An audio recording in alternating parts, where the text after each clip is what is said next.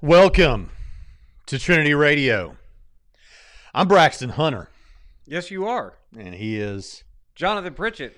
And we love Jim Amberg. Thank you so much, Jim. We call him our channel angel for a reason. Yes.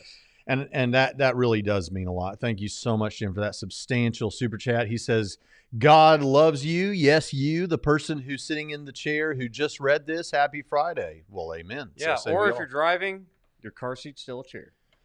And Slam RN's here and Mr. Green and everybody else. It's going to be a good show. All right, Pritchett.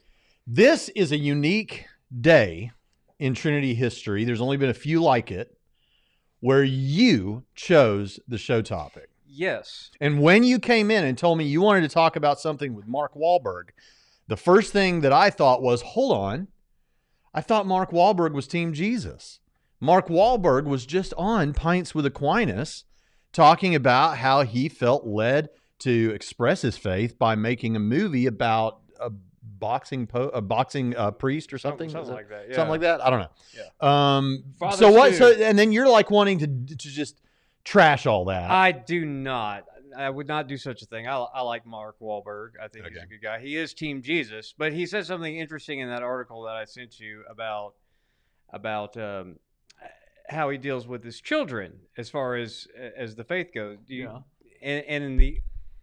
do you have the article pulled up? Oh, you want me to pull up the article? Yeah. I was looking for something. So I thought that was interesting, and of course in Hollywood, I've started. Mark Wahlberg, is kind of doing the Mel Gibson, Jim Caviezel, is that his name? Caviezel. When they have a faith-based movie come out, they make the rounds on a lot of Christian programming, right? Yeah. But Mark Wahlberg, he's been talking to like Catholic audiences for years and stuff. They trot him out. And I didn't know that. Yeah. Oh yeah. You can find all kinds of videos of him on YouTube. Is this the article you wanted? Yeah. But the article was interesting because it said, the title of the article caught my attention is Mark Wahlberg doesn't want to force, and puts that in, scare quotes. Which you can Google and find, but we'll put it in the description. Yeah. Doesn't want to force religion on his kids. Hope they have faith on their own. And so did you want to... So we've done a show on this. In fact, one of the first things I said when Pritchett came in was, we've already done a show on that. And it wasn't that too long ago. I remember it might have been 4 months, something like that. We talked about indoctrination. Yeah. And somebody's going to check us out on that and be like, Braxton, that was 2 years ago. We did a show on indoctrination, and we were talking about the fact that, skeptics, atheists, people like that are going to tell us, many of them are going to say, don't indoctrinate your kids. Hey, you know what Leighton Flowers talked about last week? Calvinism. You know what he talked about the week before that? Arminianism. Calvinism. You know what he talked about a week before that? Molinism. Calvinism. Okay. And you know what Chris Tate talked about on his Rethinking Hell podcast last time? Hell. You know what he talked about on the Rethinking Hell podcast? I get the vibe of what we're doing here. So, but this is an interesting idea. We've seen a lot of these Christians. I started following the guy that plays Jack Reacher in the Reacher program on Amazon Prime, and apparently he'd been doing this for a while. But in light of the Will Smith slap of Chris Rock, he put out a video on that, and I guess that's the one that caught my attention because it came up in my algorithm or whatever. Okay. And so I started following him on Instagram and his YouTube page, and apparently he's been doing this for a long time. But he gives like little sermonettes, and I thought that was surprising. So sermonettes are for Christianettes who hang around outside the service smoking cigarettes. Did you know that?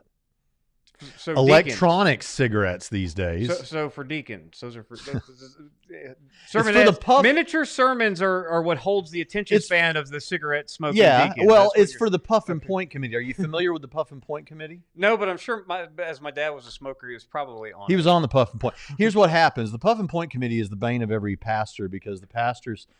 He's preaching something, but out on the front porch before or after the service or during Sunday school, the Puff and Point Committee meets. And as my father used to illustrate it, they would light a cigarette and they would puff and they'd point and they'd say, I'm going to tell you about that preacher we got. I'm going to tell you right now. And it's always something bad, so it's the Puff and Point Committee. Yeah. Okay. Well, I don't know if my dad was on that because my dad would have told those people to shut up. It's like, why do you go to church here if you don't like the pastor? Well, he was just the best member of the Puff and Point Committee. Yeah. Go on. Okay. But so it's interesting that you're seeing a lot more of these Hollywood Christian actors talking more openly about their faith, which is interesting because it coincides with, and Denzel Washington, for example, it coincides with, it never fails every year around the time of the Oscars, the Hollywood celebrities and their lifestyles and stuff, and the things that they are activists for from the stage, it never fails that they always state their typically wildly secular beliefs from the stage. And some of them will thank Jesus when you wonder, what evidence of their life is Jesus a part of it, but or God, some reference to God, generic reference to God. But in light of that, though, you start to see more and more evangelical type Christians in Hollywood sharing their faith openly. And interestingly enough, I haven't seen a whole lot of blowback on them for it. And when I was listening to the Reacher actor guy, he was saying some things that you would think would get him in trouble with Hollywood. And so I wonder if there's like a sea change there where people are, as long as you don't, maybe there's a certain line that I don't know what it is, and maybe they have to figure that out, that they're not going to cancel you or whatever until you cross it. But I mean, they've tried to cancel people. They've tried to cancel Chris Pratt before, for his beliefs. So let's lay some foundation here and give some structure to this thing that we're going to do. So this is our Friday live stream. You can ask questions. Just put question in there. I'll see them and try to get them, and we'll get them here in a few minutes.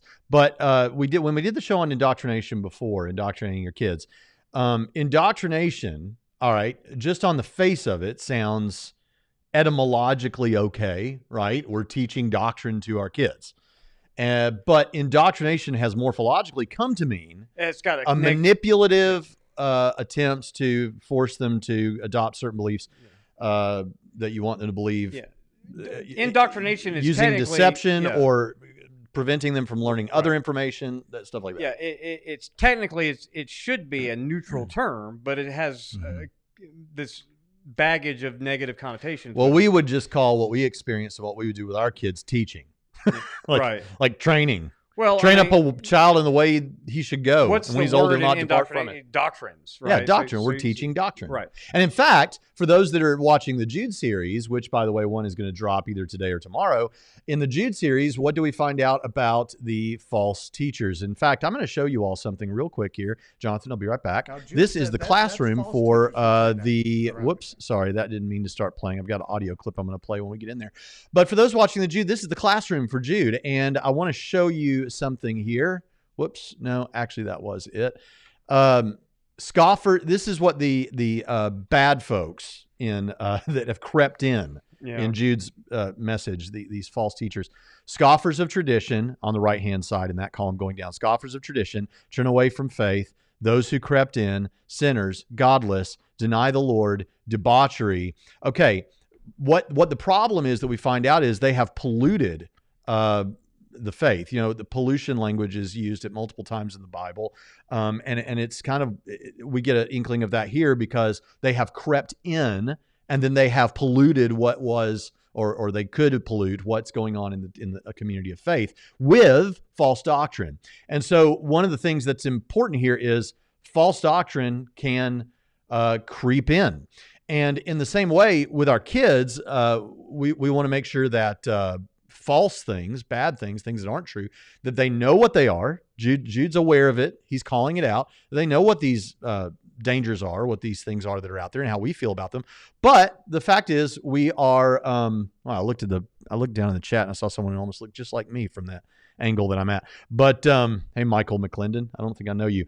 But yeah, so these are things that people are going to try to pollute the thinking of individuals with doctrine. So we want to give them good doctrine and we want to discuss doctrine, various ideas about doctrine, but doctrine in and of itself isn't a bad thing. So back to you, Jonathan, we're back and carry on with what you were having to say about doctrine or indoctrinating, but doctrine isn't necessarily a bad thing. And the Bible, of course, tells us to, instruct our children from Deuteronomy to Proverbs to even, in the New Testament, we should be instructing our children in the ways of the Lord. So back to Mark Wahlberg, this interesting idea of not forcing, religion on his kids. Now, I've heard an interview with him where he talks about he sends his kids to a Catholic school, okay, and they attend Mass at the school, but he doesn't make them go to Mass with him. He wants them to do it by choice. So in the quote, he says, scroll down a little bit. It's up. Okay, he says, they think Dad's crazy and he's boring. He joked to, who's that, Honda Cott? I don't know. But even with my faith, I don't force it on them. But they know that Dad can't start the day without being in prayer and can't start the day without reading my scripture and going to Mass. Hold on just a second here. I can actually help. Whoops, that's not right. Hang with us, folks. Wow. Don't get mad and run away. And I thought I was sloppy with show prep. You're not. It's not show prep. It's show production. Okay. Well, there. They can read along now. Continue reading. Okay, well, it says, and hopefully instead of forcing that on them, they'll say, well, if it works for Dad, maybe it'll work for us. And they'll kind of gravitate towards it on their own. Wahlberg added. Now, interesting. That's an interesting approach because, like I said, he does send his kids to a Catholic school, according to him. Mm-hmm. And they do have a Catholic school. I guess they have a daily or a weekly Mass. So they get that from school. But he doesn't want to force it on them. Mm-hmm. Now, I understand the sentiment. Because we all know stories. I mean, every atheist rah-rah club in every town is led by the son of a Southern Baptist preacher who left his faith, obviously, right? So I understand the fear that, well, if I push too hard, they may, but I don't think that that's a good enough reason personally. Because if what you believe is true about your faith, what that includes is consequences for rejecting Christ, right? Sure. Yeah. I mean, Catholic Church has a teaching about this, just like all Christendom has a teaching about Yeah. this, right? So if what you believe is true, I think that you would. Here's the problem. Let's put it real simple. Yeah. You believe that's true about the nature of reality, right? You Yeah. believe that there's a heaven and there's a hell, regardless of what you think the nature of heaven and hell is. You believe all that's true. You believe that Jesus died for your sins, and you believe there are the biggest of consequences for your children if they reject this. Yes. Okay. And Mark Wahlberg, having listened to him in several videos, he clearly understands Catholic doctrine as good as any layperson can. I mean, he's actually sounds like he knows what he's talking about, which is very interesting. Yeah. So it's not like he's unaware of Catholic teaching. Yeah, but what I'm just going to say is it's dangerous, the most dangerous, right? Yeah. But I'll let them decide for themselves. And I get how that sounds. Yeah. And I get, of course, but of course we're all letting them decide for themselves in the sense that we can't choose for them. Right. You know, so either it's all completely meaningless or we end up with this situation. You're not going. Are you saying you're not going to encourage them to become a Christian? If you're not just saying that, then it sounds like you're just saying what all of us already know is the only state of affairs. We can't force them to believe. What you seem to mean is we're not going to strongly pressure or encourage them to adopt the faith of their parents.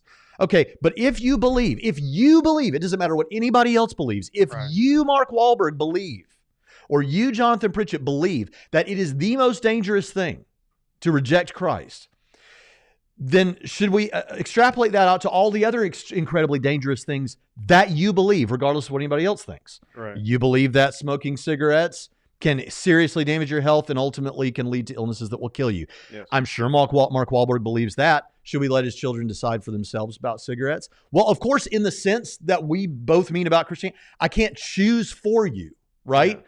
But of course, I think that cigarettes are incredibly dangerous. So I'm going to strongly encourage you not to be a smoker.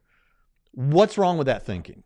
I see nothing wrong with that thinking. In fact, I think that it's very important that that's what you believe is about the world is true, and if you love your kids, you want to do everything that you can, and while they're in your house and they are your responsibility, teach them what you believe to be is true, right? Mm-hmm. So because you want your kids to have the truth, and by the way, if you don't send your kids to a Catholic school, or no matter what school you send your kids to, they're going to be indoctrinated with something. I think we talked about that. That's the point of Kelvy Cuello is look, they're all going to, the only way to not indoctrinate is to not talk to your kids. Right. Yeah. So they're going to be indoctrinated with something. So if this is what you believe is true, and by the way, Christianity is true, that's a tagline from some channel. I've heard that. Yeah. So you want to impart that, and you want to raise them in an environment where they are fed truth steadily, right? And I guess he's hoping that the school does the work for the dad. You know, I mean, if you're sending them to a private school because they live in your house, but you're not making them go to, it seems like a mixed message to me. And like I said, it's not how I would do it. Mm-hmm. Now, again, I understand you want them to make the choice for themselves, but at the same time, because the consequences of disbelief are high, and you do have a responsibility, you know. And and Catholic's really big on family. I mean, it seems like, you know, doing beyond just the religious teaching, right? Mm-hmm. There is a sense of the local church, and I assume this is this way for Mass. That is a community, that is a fellowship of believers to where you are there to serve others. Mm-hmm. And that component, I think, is an important aspect of the faith, that it's not all about you and what this can provide or for you, or if it just bores you to tears, we're not going to make you go, or whatever. That part of raising a child is, by the way, service to others is good, and the church does service to others, I think, better than any other community in the world. I mean, it's no question. Yeah. So beyond just the indoctrination or the teaching, there's a sense of activity. There's a sense of putting feet to your faith, so to speak. That part of it is equally important, because what does Jesus say in Matthew chapter 25? Where when he's talking about separating the sheep from the goats, he does talk about visiting in prison, giving people something to eat. He says, whatever you did to the least of these, you've done unto me. When did we visit? When did we do these? So Jesus is there in that, we call it charity or mercy activities or whatever. Jesus is, that's as much Jesus' presence that you're doing that unto him when you do it to those people, when you're actively serving others. That right there is the experiential side of the Christian faith that I think is as important as just the intellectual teaching of the church. And no matter what your views are about baptism, communion, whatever else, that is one of the places I like the way N.T. Wright says it. That's where heaven and earth overlap and interlock, and that's where you can meet Jesus there, just like you can in communion or whatever else. So I think if you don't put your children into that environment where you are serving others, I think they are missing out on those aspects of faith that most people who are Christian, most people aren't like apologetics channel watchers. It's all about what kind of informational content. That's why I've been giving the same message about 1 Peter 3:15 at several different places I go to speak, is because for most people, their knowledge of Christianity is not the first thing they go to as when they're giving their testimony and the experience of what God is doing in their life. And where they find that is typically in their service to others, just like it is when it's, I'm going through something, a trial or a tribulation or whatever. And I think when you remove your kids from that experience, you're removing them from a big aspect of what confirms faith for most people. So if you were to want your children to come to the faith on their own, well, bring them to where Jesus is at. And Jesus is not just in the church service, but in the activities and life of the church itself. All right, so let's take a couple of challenges here. Nadimo says cigarette smoking creates a testable result and failure to continue life. Religious belief doesn't have a test. Well, wrong. Of course, Christianity is falsifiable. So, well, right, and plus, this is in one sense, depending on what you mean exactly.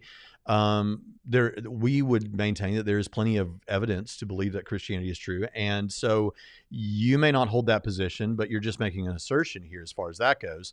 But of course, cigarette smoking, but all of this is misguided. All of this, Nadimos, is misguided. Because while those are interesting discussions to have, what we clarified was if Mark Wahlberg thinks so, if Mark Wahlberg thinks that this is the most important, dangerous thing to get wrong ever, then it doesn't matter what anybody else thinks. If that's what he thinks, he should teach his kids the truth about that. Doesn't matter what you think or I think or the Hindus think or the Pope thinks or anybody else. It matters what Mark Wahlberg thinks about what he's going to teach his kids. And if he believes that, just like he believes that cigarettes will kill you, then he should teach don't smoke cigarettes and believe in Jesus. That's the way. Now, that brings us to a second thing. Here's the thing. I mean, something like that. Here's the thing. You can bring up all of the scientific data in the medical journals about the consequences of smoking cigarettes, right? I mean, they put the warning label on the package. I mean, it didn't and it won't stop the smokers. Is that what you're right? saying? And guess what you get? Some will. You'll get some people. It's like I do this with people on Theology Geek Fitness when I talk to people about health and fitness and obesity related illnesses and medical complications and deaths. What I get is, well, yeah, but my 94-year-old grandmother was 200 pounds overweight and smoked cigarettes all her life. Right. They always point to the one example they know of where somebody lived to be 100 smoking 3 packs a day. Right. Right. So no matter what you say, people can find a way around. Yeah, but I still assert that Christianity is falsifiable anyway. Right. And of course, here's the thing though. The next criticism is, okay, well, all right, Braxton, fair enough, but this person says, I think that's why indoctrination gets the bad rap. You've set it up as the most important thing and dangerous not to get it. That's cultish.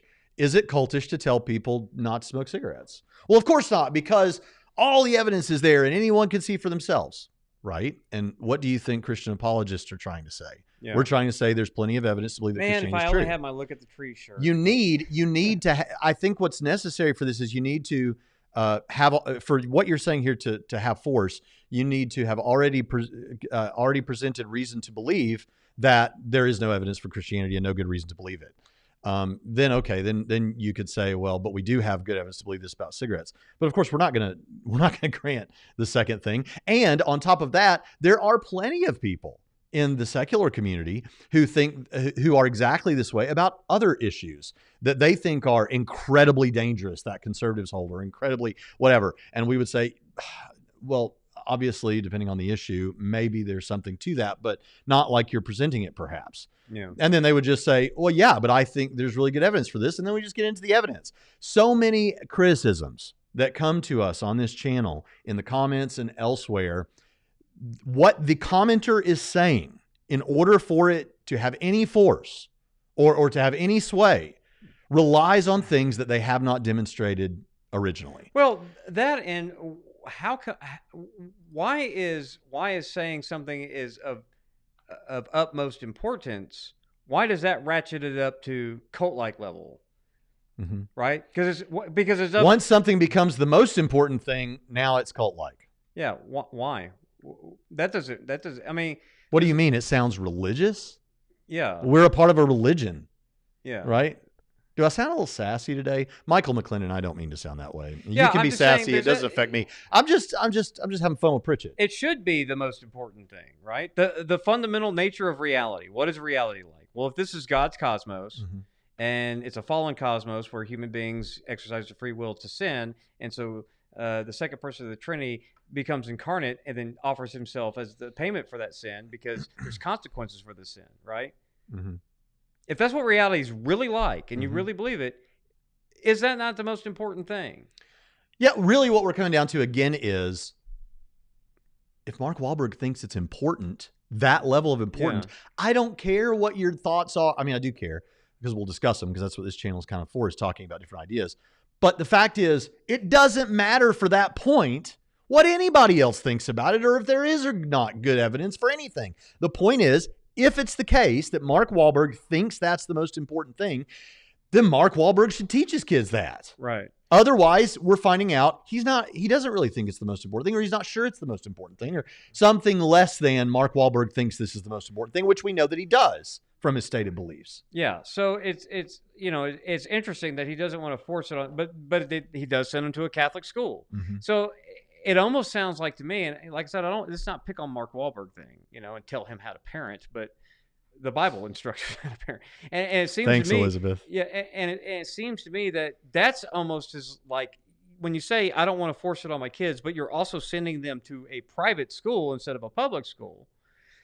You certainly, maybe he's doing that because he wants them to get a better education than the public schools can offer. But you're also saying, I don't want them indoctrinating my kids. Right. I want the church to indoctrinate. Right. So it seems almost like because what happens in those schools is what I take many atheists to mean when they refer to indoctrination. I've heard them talk about having gone to Christian evangelical schools, or in this case it would be Catholic, but go and having everything. Now they always overblow this, but like every subject is infused with biblical ideas and things like that. And that may be true, but like I went to Christian school like all the way through except for 1 year. Mount Juliet, and right? That was one of them. That was high school.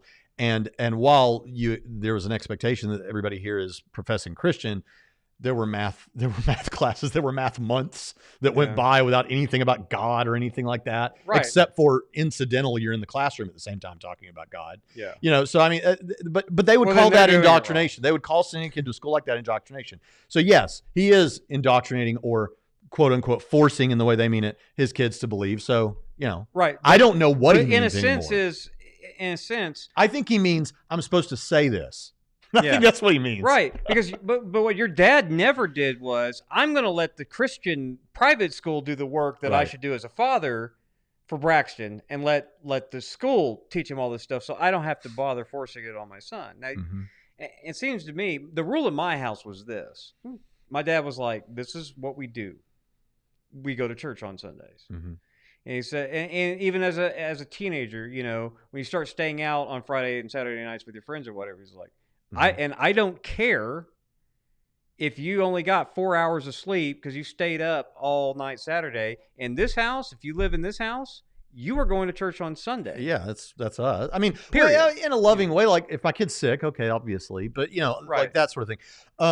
Right, but me going and out, I think a lot of Christians are making a mistake. And I'll say this, and it'll tick off some Christian parents, but before you get mad at me, go spend an hour or something alone thinking about this or praying, and I think you'll just get convicted and realize that I'm right about this. By the way, someone says, Biblical Theology Unfiltered says, Sassy Braxton is Diet Pritchett Prime. But what am I saying? What was I just saying? You said go sit and think about this, and you never said what you were going to say. Yeah, I don't know where I was You going said with the that. Christians weren't going to like what you were about to say. Oh, yeah, thank you. Hmm.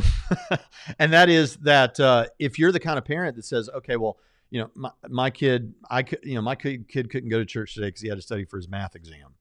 And it's like, well, okay, it's interesting. He had the whole month to study for his math exam, and the exact time that he can't study for it is the time church starts on Sunday or whatever. But and forget the fact that like you had something else going you wanted to do anyway. I think there's a major problem when we say about church, some regular church attendance.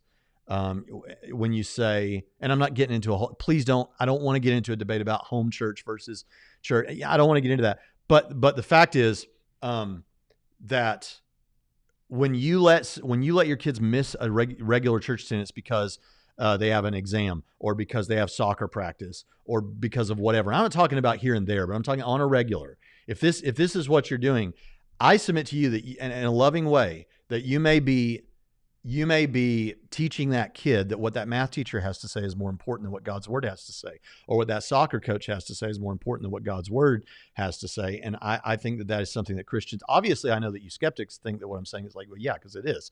But for those Christians out here, this is who I'm talking to with this, is think about that. Really prayerfully consider that.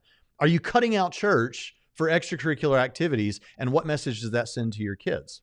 But back to this issue, Michael McClendon says, I think that if Mark Wahlberg thought it was that important, he would run into more cognitive dissonance and interpersonal conflict. Much easier to not treat it that way. But this is precisely the point. During this conversation, I've become convinced that Mark Wahlberg is doing exactly what the atheists and skeptics listening and maybe many Christians think he's not doing. If he's sending his kids to a Christian school, if he ever talks about Christianity, if he's doing this sort of thing, he is presenting and in some sense teaching or allowing others to teach his kids Christian ideas while they're learning other things in life. I just think what he's saying is something that he couldn't explain to me. And I think the only reason he's saying it is because he's supposed to say that. Yeah, someone else made that point too. Yeah. So in other words, to Michael, Gregory Fisher said, "Isn't he just couching it in secular terms?" Yes. Yes, Gregory Fisher. Yeah. Because hold on, last part of that point. Because when Michael McClendon says, "Well, I think that what you're saying is true, you'd have all this cognitive dissonance," I don't think so, because I think he is doing what I think he should do. I'm not saying if he's not, then he needs to, but I just think that he's addressing it. Okay, so he lives in the house with his kids. They see that he gets up very early in the morning. He built a chapel in the house that they all live in. He's got like a oh, really? Yeah, he's got a mini chapel. They know that he gets up and he prays every morning before his workout. And Derek, I'll ask a question, natty or not. Coach Greg says he's not, but I don't know what that is. But go ahead. Is he natural, or does he take performance enhancing drugs to be in the shape that he's? Oh, he's going to say no, but you're going to find out that he's pumping testosterone like crazy. Well, I mean, he's also 50 now. Yeah, so he has to be. He may be prescribed it, but over the course of his life, he probably take it? And Coach Greg seems to think so. But anyway, but he does pray in the morning. He does attend mass regularly and all of that. Mm-hmm. So, and he says he wants them to see how it is. So he is living in the sense he's being an example. Yeah, I think he's already doing it. I think he's couching it in secular terms because it has to go down easy, or he's always said that. And believed it, but hadn't thought much about why. Right, but what does it mean? But here's the other thing. So it does come down to he just doesn't make them go to church with him. That would be the only thing. Now that is I don't like that. Like you said, if you're in my house, then we're going to church. Now, not in a legalistic force. Like it's not like we can't ever miss, but especially the past couple of years, right? Yeah. But the other part of this that could be part of what he's saying that I think is important is the caricature that is often created that even religious people might have in mind of religious people indoctrinating their kids or forcing their kids to believe. And if this is involved, I'm just going to say this in an attempt to be robust in our expression of this discussion. And that is that there is a particular apologist, and some of you will know who it is, and I'm requesting, atheist and Christian, not to put this person's name in the chat if you know who it is. I can't stop you, but I'm asking you not to, because it's an issue about which it's almost impossible to know both sides, and I just don't want to get into that. But there is a Christian apologist who had a child who became an atheist, and that child, if I remember correctly, mentioned that they felt like they were getting doctrine all the time, but not enough love.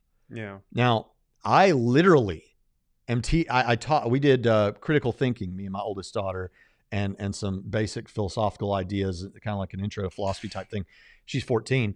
And now what we're doing this semester is we're doing systematic theology, starting at the front. I'm literally teaching systematic theology to my 14-year-old daughter. What? And why? Because she begged me to. Yeah. Because she said there is nothing. She had her first little, well, I better not get into that. But someone she knows didn't seem interested in theology, and she thought that was mind-blowing that anyone would not be interested in theology. She's like, even if I wasn't a Christian, I'd still be totally interested in theology. So we're doing systematic theology. But I told her when we were on vacation last week, I said, listen, sweetheart, I want you to know. And I told her that story about that other apologist. And I said, listen, here's the thing. I want to teach you what I believe is true. But I also I don't ever want you to walk away from here feeling that Daddy was just about teaching me doctrine and Bible and shoving all this stuff in my head and legalism and not love, like that you didn't love me. So she, of course, was very, we have a very good relationship. Me and my daughters have good relationships. And as they get older, it's easier, in one respect, in a different way. And I love my daughters, and I love my 14-year-old daughter so much. And we do have that very, emotional connection and loving and all that. But if someone means something like that you're teaching them this, but it's just like you're giving them all this legalistic stuff that prevents them from fun and all this kind of thing, and there's not love there. That's a big problem that I think people should keep in mind. Yeah, but some kid. I mean, I remember when I was, what is she, 14? Yeah. So when I was 14, I don't think I was so much interested in doctrine, but in youth group, you were without knowing what to call it. Well, no, in youth group, this would have been like early 90s, maybe early 90s. In youth group, when you start to, 14, 15 or whatever. For us, it wasn't teach us about doctrine. It was tell us about the end of the world. Teach us what Revelation says about, all of this stuff that's happening in the world. Because I went to Bible Church of Little Rock at the time, and that was Steve Lawson's church, and of course they're dispensational. He's a protege of John MacArthur, and so we all just wanted to hear about Revelation, right? So that was our thing. So it probably would have served us better to learn about doctrine or whatever, but when I was her age, everything was about Revelation back then. So, but it's cool that she's interested in, but she came to you for that. Now, should we all want our 14-year-old kids to ask us to teach them? Sure. I'm grateful, 14? But I don't expect that. Yeah, I don't expect that my youngest daughter will necessarily express the same way that Jolie she's has. interested in it, like some kids get interested in baseball statistics or whatever. I mean, they do just get interested. Well, that's how we're into it too, to a certain degree. Yeah. Right? I mean, we do think it's just fun to talk about. Well, I mean, we do it for a living. But Digital Gnosis says here, yikes, though, don't let her near Tertullian or Kierkegaard then. Here's the thing. Well, I talked to. Yeah. Well, hold on. I read that because I have something to say about it. But I actually talk about Tertullian's weirdo beliefs about sex and marriage and all that kind of stuff. We cover all that stuff. Yeah. Act like you've watched the show before. I mean, how many times have I said on this program quit saying these are no books when it comes to the church fathers or to any books? Like, because again, it goes back to my childhood. I was raised with the great books of the Western world, right? So you've got Darwin and Marx on the same shelf as you have Aquinas and Augustine. So, that's just not our thing. Is to let's shelter make sure they don't read that. No, it would be great to go through the God delusion with my kids. That would be honestly, tons seriously. of fun. Seriously, because even my kids would think what most atheist philosophers think, and that it's absolute trash. So yeah, I put Miss Titus too up there because she was just on the show this week, and I want you all to go check out her channel. She's not talking to us though. Well, that's all right. She's talking to someone else. Yes, go watch that episode. Yeah. Fair enough, Digital Gnosis. He says, I mean their views on the God of love as you expressed it. Well, I mean, it's interesting to talk about the ideas in the history of Christian thought, and I think Kierkegaard has a place to be taught. I mean, fear, trembling. Who's not going to read that stuff? Mm-hmm. This is just part of it. It's just part of like reading widely. Well, where I kind of got curious, because that's the education Kierkegaard. part. Like there is the indoctrination. This is the beliefs that I have about these doctrinal issues. But here is the history of Christian thought and discourse. I mean, why? Yeah. It's like, don't read Barth. Why? That's neo-orthodox. Why? He had some interesting things to say. Why? I was fortunate. That's the kind of Christianity that I would be afraid of, is to shut down conversations as opposed to have them. So the balance for Mark Wahlberg that I would say is you can kind of force it on him, if we want to use that term, but you don't shut down the questioning. You don't shut down the doubts. You don't shut down the competing theories about the resurrection or any of the stuff, the arguments against God. We go through all that. And of course, we're going to be biased towards our beliefs, but who isn't biased towards our beliefs? We see public school teachers throwing a fit because they can't talk about sex to 7-year-olds. Freaking pervs. What's their problem? But they want to indoctrinate all of that stuff, and now they're throwing a fit because people are passing laws they can't. So, of course, we're going to be biased towards our worldview beliefs, too. Yeah, it really is. That's not a problem. You've just made me think about something. Well, everyone's biased. Even the atheists with their kids who say they just raise in a lack of belief environment.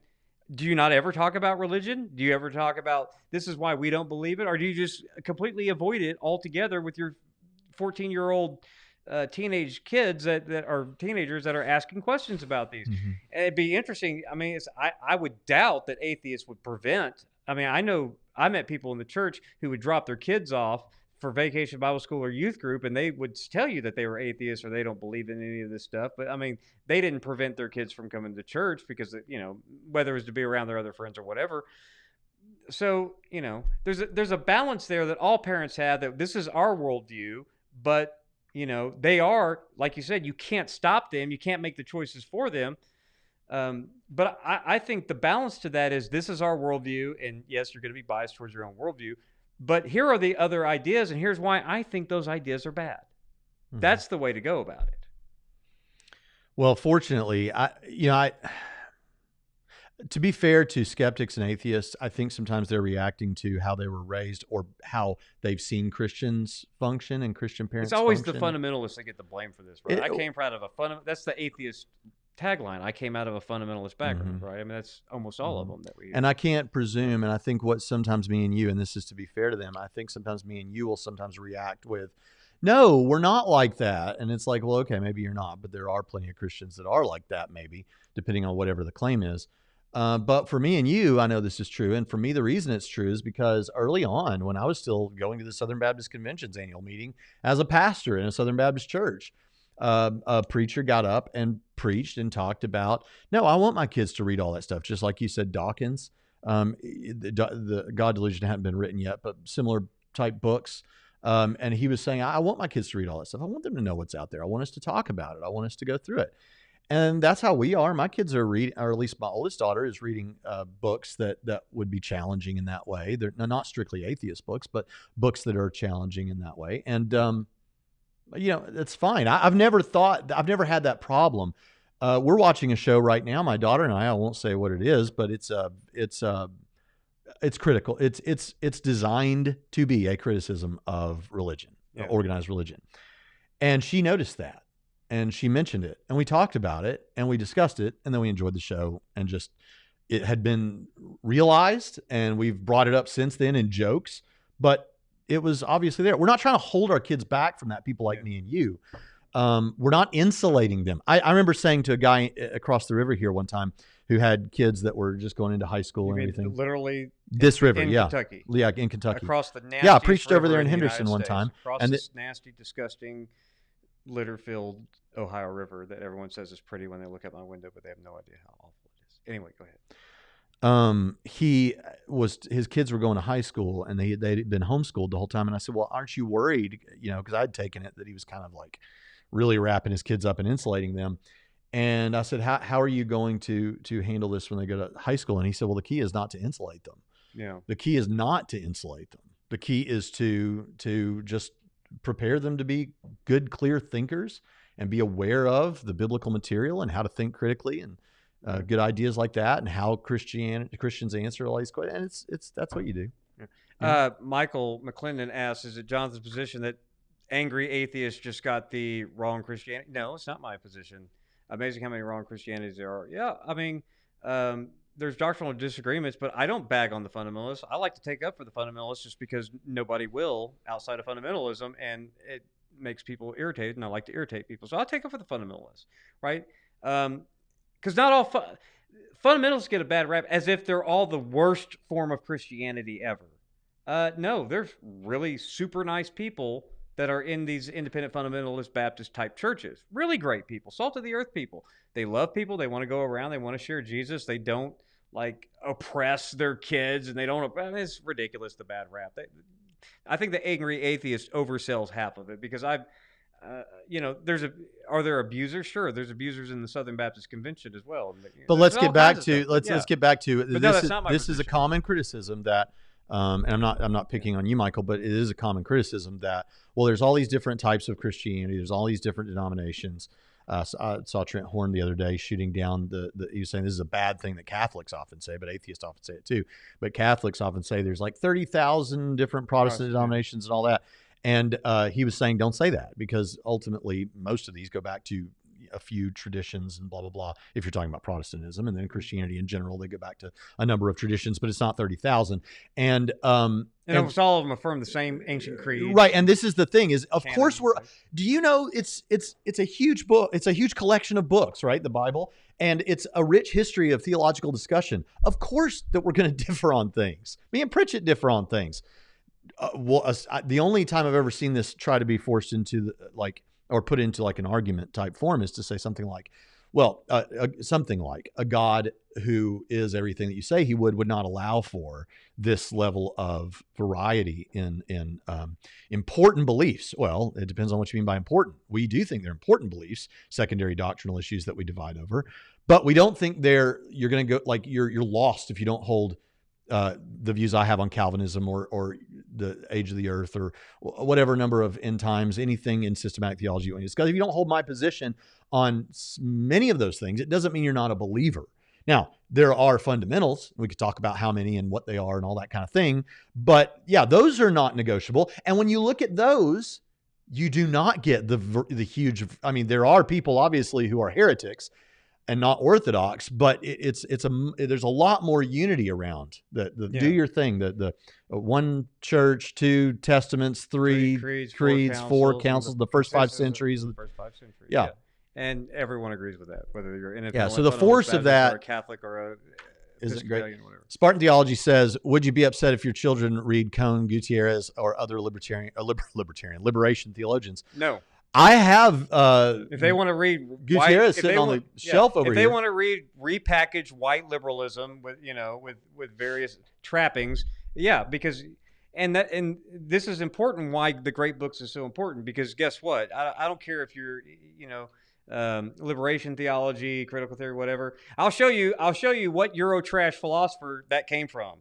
And so I love to talk to my friends in the urban apologetics community that when it comes to liberation theology or when it comes to like critical race theory and all that stuff, nothing smacks of white colonization like this Eurotrash philosophy that has entered into all of this other stuff that's now also white liberal stuff from Europe. So, well, my oldest daughter, I don't think would want to read that. Like, what would not like? It'd probably be too much, boring, whatever. No.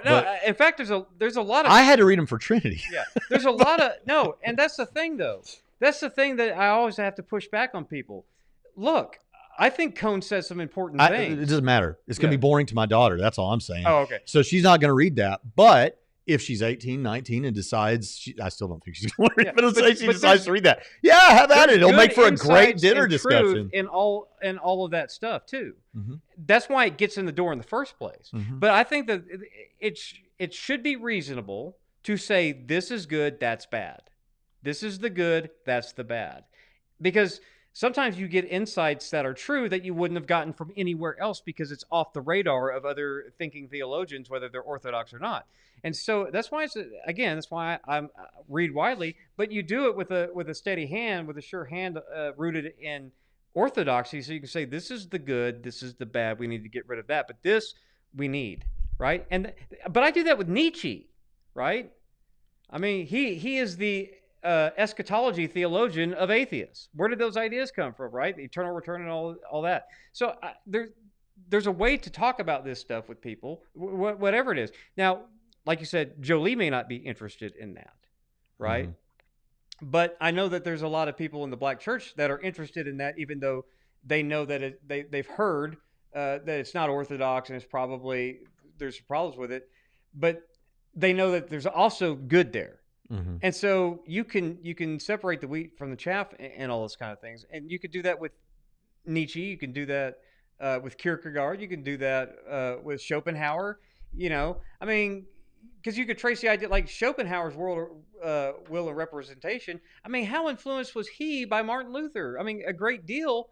And was his beliefs like Martin Luther's? Absolutely not. But you can see the influence of Luther on his thinking. So that's why Would you like to be, if you were offered, if you could push a button right now and be a host on the Daily Wire, would you do that? No.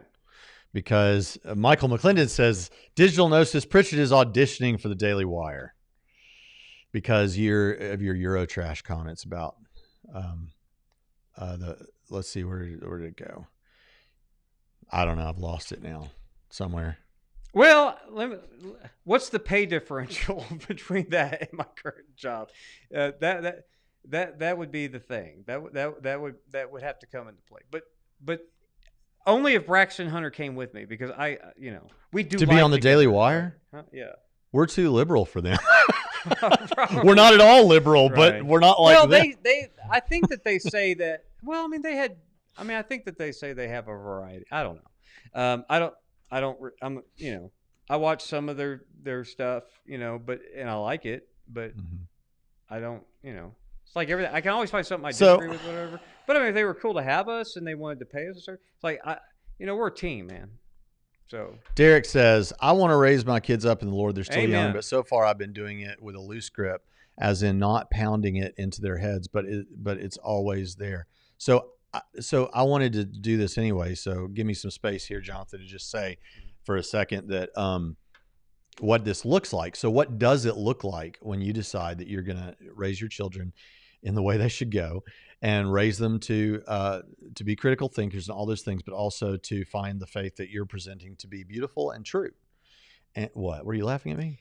No, I was laughing at a comment. Schopenhauer is a downer, man. It's like, yeah, what's interesting about him, though? Sorry to interrupt, but he used to draw little sketches. He would draw, like, how everyone thought Hegel was having all these lofty thoughts or whatever. So he would draw pictures of Hegel sitting on the commode taking a poo, because he was kind of a jerk.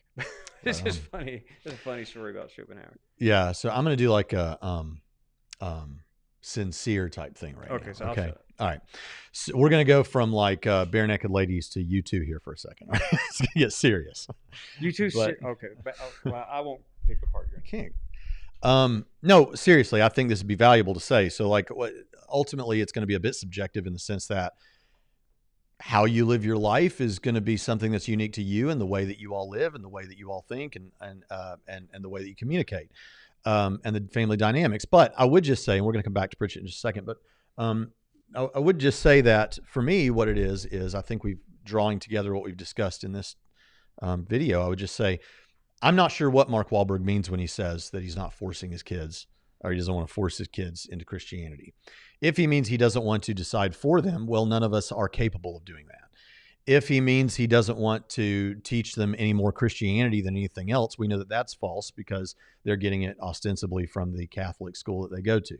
I think that it sounded, my opinion, though I can't prove this, is that it just sounded like something that helps it go down a bit smoother. In reality, I think that you love your kids. Don't just teach them doctrine. Don't be legalistic. Love them. Teach them how serious that you believe these things are. Give them the skills to research and study things for themselves. But if you're a believer, be an oak tree in their lives. That you're a person who is trying to not only believe the right things about God and what he's like, but also someone who is doing the best to love the way we believe that he loves. And this means don't hide books that are oppositional to Christianity from your kids. Be strategic about that. I mean, you don't want to do things when they're not ready, but expose them to these ideas. because somebody's going to expose them to these ideas. You think that you're circumventing the problem. You're not. You're just leaving them defenseless when they face ideas that are coming from opponents toward Christianity, and they don't know what an intelligent Christian would say. Most importantly, and I say this to Derek and everybody else who's interested, and say to myself every day, get up in the morning, get up every day as a mother or a father. If you're a Christian, spend time with the Lord. Focus on introspect. Ask God to help you to see things in your life that need to change, things that are preventing you from being a good husband or father or mother or wife, and look for ways that God might convict you, and then do what God says. Because Jesus says, why you call me Lord if you don't do what I say? And I think that that's the best you can do. Unfortunately, we can't. I hear atheists saying this on the other side. We can't force our kids to believe what we believe. All right. Well, that's true for us too. And so I just say, love your neighbor as yourself, and love the Lord your God, and spend time with the Lord, and try to teach your kids as best you can. I think you're right when you say, I think you saw this, Derek, as a negative. But you said, I want to raise my kids up. They're still young. I've been doing it with the loose grip. As in, I've not been pounding it into their heads, but it's always there. That's exactly right. You don't have to always pound it into their heads. And I don't know if this is what you meant, but it should always be there, in that it is the ethos of your house and your family and your life. And you obviously are there as a voice for these things. But I think once we get legalistic about it, it loses some of the beauty. So, yeah. Richard. No, I well, let me get you back so they can hear you. Yeah. Oh, and Nathan asked a question about South American collective theology. Well, again, if you understand the intellectual history of ideas and where they come from and how they infiltrate the educated class who develop these kinds of things, I mean, in fact, most of the West was collectivist up until the start of the Reformation, and then it gradually veered into individualism. But most of the world's still collectivist. So yeah, and I would throw Marx into that bunch. But yeah, the decimation of ideas. Of course, people in the academy were a lot better, more widely read in decades, even decades past than they are currently, I think. So we try to change that here at Trinity College of Bible and Theological Seminary, and hope our students get a wide variety of stuff. And if you would like to learn more about apologetics and pastoral ministry and biblical counseling, Christian counseling, you can become a student at Trinity College of the Bible and Theological Seminary by going to TrinitySem.edu. Amen. I would also say the one thing that I would also say, being a parent, it's a challenge in any sort of situation. It's always a challenge. One of the things that Mark Wahlberg does right, and he probably does a lot of things right, but one of the things that I think he's doing right is living out an example best he can in front of his kids, right? Yeah. Because our personal holiness, which is not enough in my opinion, but it's good. Yeah. Yeah, well, and it's certainly better than those who take their kids to church but live like the devil. But live like the devil all week. Yeah. So personal holiness becomes more pressing matter when you have children, right? Your conduct in the home when no one's looking, because now you have little humans looking, right? So your personal, private holiness, and I'm not trying to sound like jump off into the piety deep end. No, but anything that you're doing that's that you're not sure, you got little reporters living in your house now that are seeing it and recording it in their brains, right? And it's making an impression that this is acceptable, I guess, for this. Yeah. So you are the and example. You can say all you want, do as I say, not as I do, but if they think with some kids are different, but I think with many kids, if they think their parents did something, you don't respect your boss who says that to you, at work. So why would you think your kids are going to be cool with that? Yeah. Okay. So I want to two more things because we did get a super chat. So unless we get another super chat, I'm going to answer Digital Gnosis or react to what he says. Well, it is a question, and then we'll go to Kenneth Soto with a super chat, and then we'll go to after show. Digital Gnosis is rocking a mustache these days, and I have to say, credit where credit's due. It looks nice. I don't normally like it, especially when young guys, even someone our age and younger, just has just a mustache and nothing else. What do you mean you don't like it? I don't like it. Clark Gable had a mustache. It was a different cultural moment, but the point is, it looks good on on digital gnosis. The All right, more he says, gray my beard becomes, the more it looks like I just, plus my pale skin. It looks like I just have a mustache. you look fantastic. Don't listen to I need anyone a who tells you tan. otherwise. How do you think you would respond if your daughter told you she no longer believed in Christianity being true? Okay, so He'd go ballistic. well, this is the assumption that I've never had anything like this happen, right?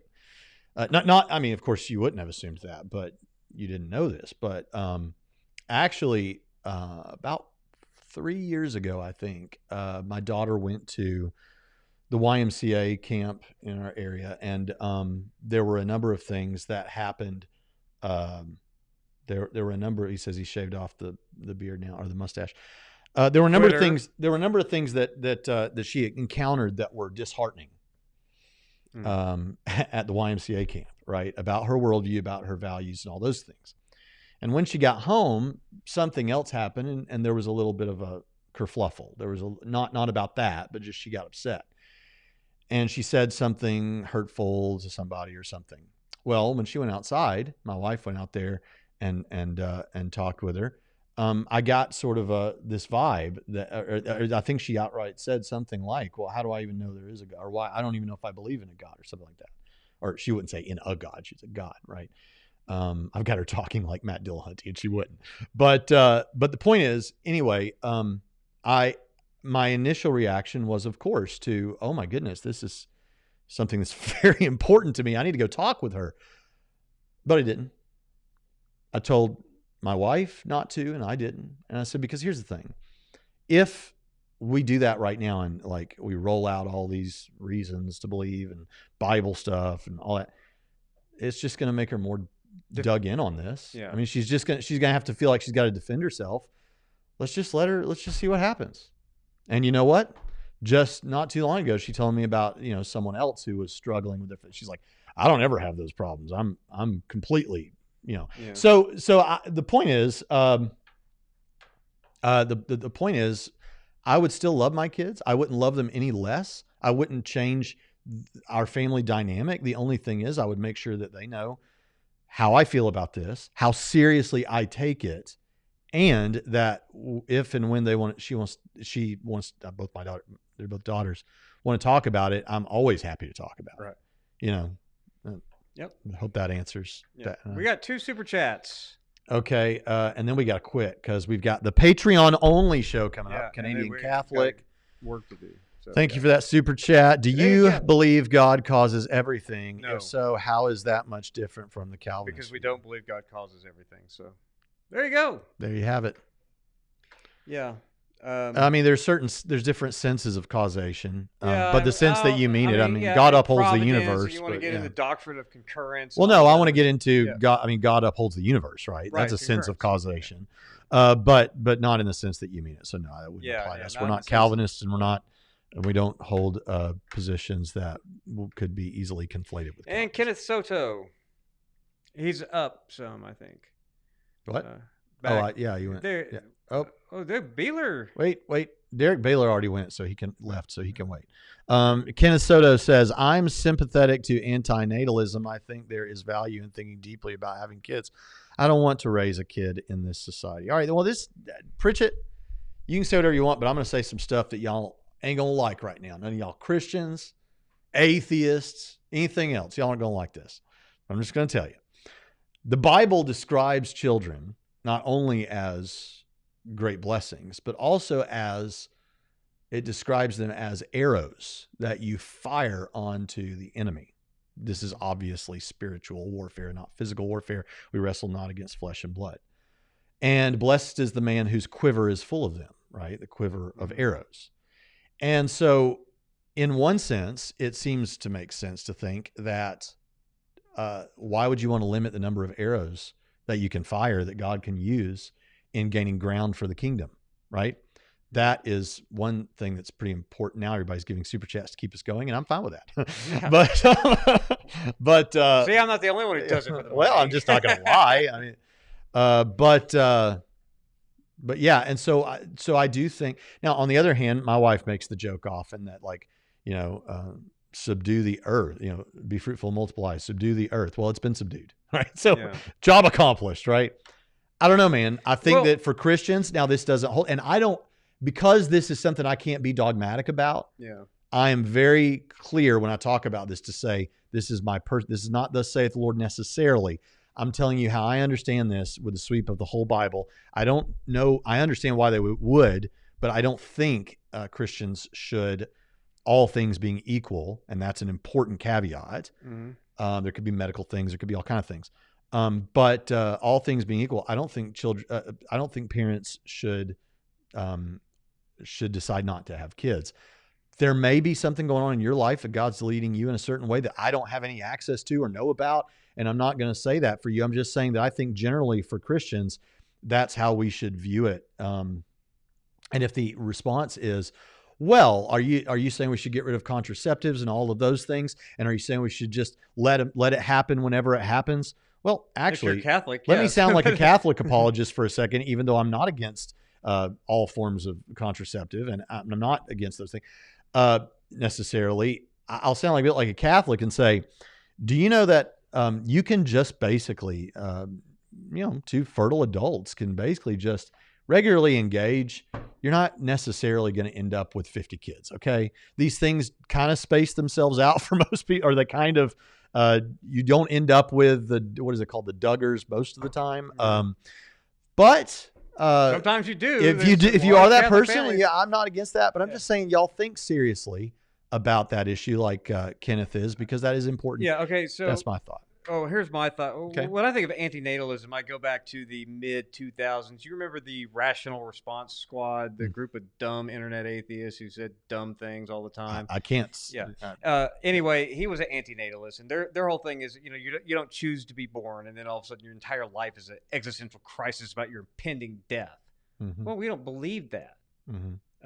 That this world is so awful that people didn't choose to exist, and so antinatalism goes against that because you're just stuck with this existential crisis about your life is okay. Well, that's pessimistic. Now I can hear the post mills in the background. They're saying, yeah, but it gets better. Post millennialists are. And that's part of their justification for having. We're going to make it heaven. Yeah, but I agree with everything that you say. But antinatalism, I think, is a specific thing. You're just saying it's weird to have kids thinking you're bringing them into a world like this. But like you said, you're bringing them into this world like this to go to war for Jesus. To be light. To be in light darkness. in this darkness. And now, if you say, "Oh, why would anyone think that?" Well, okay, so we're like Christians here. I'm not necessarily taking the Catholic approach that all forms of birth control are of the devil. But yeah, I will say, look, if you are not called to singleness, then get married and have kids. If you are unable to have children, then consider adopting, or if you're unable to have children, consider marrying a single mom if you're a guy, or a single dad if you're a girl, and help raise their kids, because there's a lot of... Consider how God might use you in ministry in a way that he wouldn't as easily be able to use people that have children if you're not able to have children. That could be, but also adoption, of course. Yeah, so I'm an antinatalist. Thank you, Biblical Theology Unfiltered. I heard that Braxton was teaching his kids systematic theology. I just want to say biblical theology is greater than systematic theology. Yeah. Cool logo, BTU. I guess that's biblical theology. I thought it might be, I don't know. I like that. Okay. I agree with you. Systematic theology should come after a biblical theology. Okay. Man, I really love Michelle Turner. Thank you so much. Yes, Michelle. Oh, we got another super chat from Canadian Catholic here. I lost it. Okay. What are things that God doesn't cause? Well, in the sense that I think you're referring to, the most obvious answer for a non-Calvinist is our libertarian choices. Yeah. Mm-hmm. So there you go. All right. So is that everything? That's it. Folks, this has been great. We're going to the Patreon only after show. Yep. You can get that by going to patreon.com/TrinityRadio. I think that Michelle has been so friendly and sweet to put that in the chat, or to mention it in the chat. Patreon.com/TrinityRadio. You can get in as little as $1, right? Yeah, and it would be really helpful. If you love what we're doing here. Braxton does a lot of things for $1, don't you?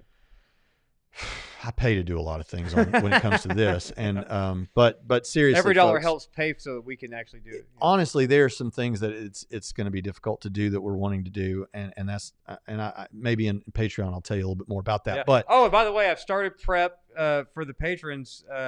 I just got Braxton to approve my outline for the series on Calvinism. So if you've missed me ranting about Calvinism, what was it, like 12-part series on Our it? pastor just asked us yesterday, Yeah. are you guys like is this becoming a big thing for y'all? And I'm like, well, no, like we thought it was a big thing we were involved in like 10 years ago, but now we don't really want to talk about it, but people keep asking. Right. So, you know. Right.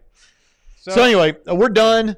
This has been great. Let's cue the awesome music. And for those of you who are patrons or want to become patrons, and there may even be a link in the description, I think there is, we will see you on the Patreon only show where we're going to talk about what, Pritchett? I have no idea. You got to play them both. If you play them one, you got to play them both. Well, it'll be a surprise. I have 10 minutes to think about it. And with that, Canadian Catholic says, you should be against contraception. Maybe. Convince me. Yeah, well, You won't be the first to try. yeah. But I really don't care. We'll see you next time on Trinity. Whoops.